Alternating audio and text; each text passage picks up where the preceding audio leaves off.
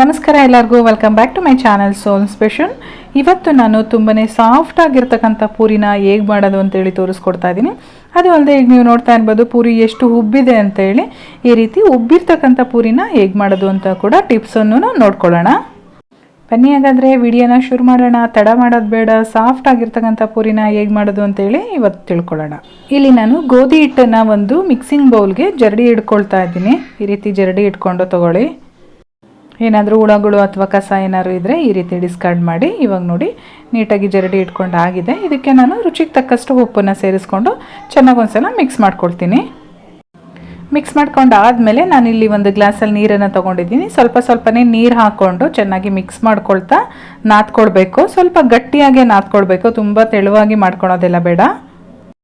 ಎಣ್ಣೆ ಅವಶ್ಯಕತೆ ಏನಿಲ್ಲ, ಜಸ್ಟ್ ನೀರನ್ನು ಹಾಕ್ಕೊಂಡ್ರೆ ಸಾಕು. ಚೆನ್ನಾಗಿ ನಾದ್ಕೊಂಡು ಆದಮೇಲೆ ನಾವು ಒಂದು 20 ನಿಮಿಷಗಳ ಕಾಲ ನೆನೆಯೋದಕ್ಕೆ ಬಿಡಬೇಕಾಗತ್ತೆ. ನಾನಿಲ್ಲೊಂದು 20 ನಿಮಿಷ ನೆನೆಸಿದ್ದೆ. ಇವಾಗ ತೋರಿಸ್ತಾ ಇದ್ದೀನಿ ಎಷ್ಟು ಸಾಫ್ಟ್ ಆಗಿದೆ ಅಂತ ಹೇಳಿ.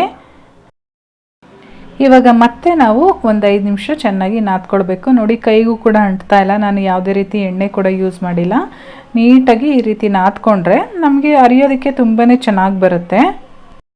ನಾವಿಲ್ಲಿ ಹಿಟ್ಟನ್ನು ಎಷ್ಟು ಚೆನ್ನಾಗಿ ನಾದ್ಕೊಳ್ತೀವಿ ಅನ್ನೋದೇ ಮುಖ್ಯ. ನಾವು ಎಷ್ಟು ಚೆನ್ನಾಗಿ ನಾದ್ಕೊಳ್ತೀವೋ ಅಷ್ಟು ಚೆನ್ನಾಗಿ ಪೂರಿಗಳು ಲಟ್ಟಿಸೋದಕ್ಕೆ ಬರ್ತದೆ.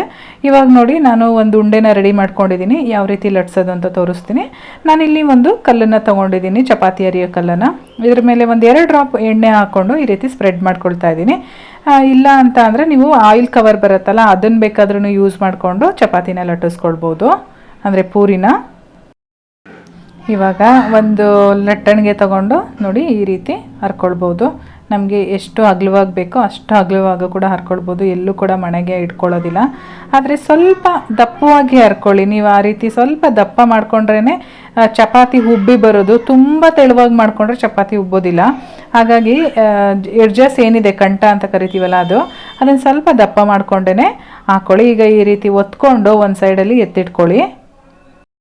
ನೀವು ಹೇಳಿದ ಥರನೇ ಮಾಡಿದ್ದೀವಿ, ಆದ್ರೂ ಪೂರಿ ಉಬ್ತಾ ಇಲ್ಲ ಅಂತ ತುಂಬ ಜನ ಕಮೆಂಟ್ ಆಗ್ತಾರೆ. ಆದರೆ ಅದರಲ್ಲಿ ಮಾಡೋ ತಪ್ಪೇನು ಅಂತ ಅಂದರೆ ಈ ರೀತಿ ಲಟ್ಟಿಸ್ಬೇಕಾದ್ರೆ ತುಂಬ ತೆಳುವಾಗಿ ಮಾಡ್ಕೊಬಿಡ್ತೀವಿ. ಅಷ್ಟೊಂದು ತೆಳುವಾಗಿ ಮಾಡ್ಕೊಳ್ಳೋದು ಬೇಡ, ಸ್ವಲ್ಪ ದಪ್ಪವಾಗಿರಲಿ. ಆವಾಗ ಪೂರಿ ತುಂಬಾ ಚೆನ್ನಾಗಿ ಉಬ್ಬಿ ಬರುತ್ತೆ. ನಾವಿಲ್ಲಿ ಬರೀ ಗೋಧಿ ಹಿಟ್ಟನ್ನು ಉಪಯೋಗಿಸಿರೋದ್ರಿಂದ ಇದಕ್ಕೆ ಯಾವುದೇ ರೀತಿಯಾದ ರವೆ ಆಗಲಿ, ಅಕ್ಕಿ ಹಿಟ್ಟಾಗಲಿ, ಮೈದಾ ಹಿಟ್ಟಾಗಲಿ ಮಿಕ್ಸ್ ಮಾಡ್ಕೊಂಡಿಲ್ಲ. ಬರೀ ಒಂದೇ ಒಂದು ಇಂಗ್ರೀಡಿಯೆಂಟು ಗೋಧಿ ಹಿಟ್ಟನ್ನು ಉಪಯೋಗಿಸಿರೋದ್ರಿಂದ ತುಂಬಾ ಸಾಫ್ಟಾಗಿ, ತುಂಬಾ ಮೃದುವಾಗಿ ಬರುತ್ತೆ. ಹಾಗಾಗಿ ಗೋಧಿ ಹಿಟ್ಟಲ್ಲಿ ಮಾಡಿ ಆರೋಗ್ಯಕ್ಕೂ ಕೂಡ ತುಂಬಾ ಒಳ್ಳೆಯದು. ಪೂರಿಗಳನ್ನೆಲ್ಲ ಲಟ್ಟಿಸಿ ಒಂದು ಕಡೆ ಇಟ್ಕೊಂಡಿದ್ದೀನಿ. ಅದೇ ರೀತಿಯಾಗಿ ಒಲೆ ಮೇಲೆ ಎಣ್ಣೆ ಕೂಡ ಚೆನ್ನಾಗಿ ಕಾಯ್ದಕ್ಕೆ ಇಟ್ಟಿದ್ದೀನಿ. ಕಾಯ್ದಿರ್ತಕ್ಕಂಥ ಎಣ್ಣೆಗೆ ಪೂರಿನ ಹಾಕೊಳ್ತಾ ಇದ್ದೀನಿ. ಹಾಕಿದ ತಕ್ಷಣ ಯಾವ ರೀತಿ ಪೂರಿ ಉಬ್ಬಿ ಬರ್ತಾ ಇದೆ ಅಂತೇಳಿ ನೀವು ನೋಡ್ತಾ ಇರ್ಬೋದು. ಉಲ್ಟಾ ತಿರುಗಿಸ್ಕೊಂಡು ಎರಡೂ ಕಡೆನೂ ಸಹ ಗೋಲ್ಡನ್ ಬ್ರೌನ್ ಬರಬೇಕು. ಆ ರೀತಿಯಾಗಿ ನಾವು ಬೇಯಿಸ್ಕೊಂಡ್ರೆ ಆಯಿತು.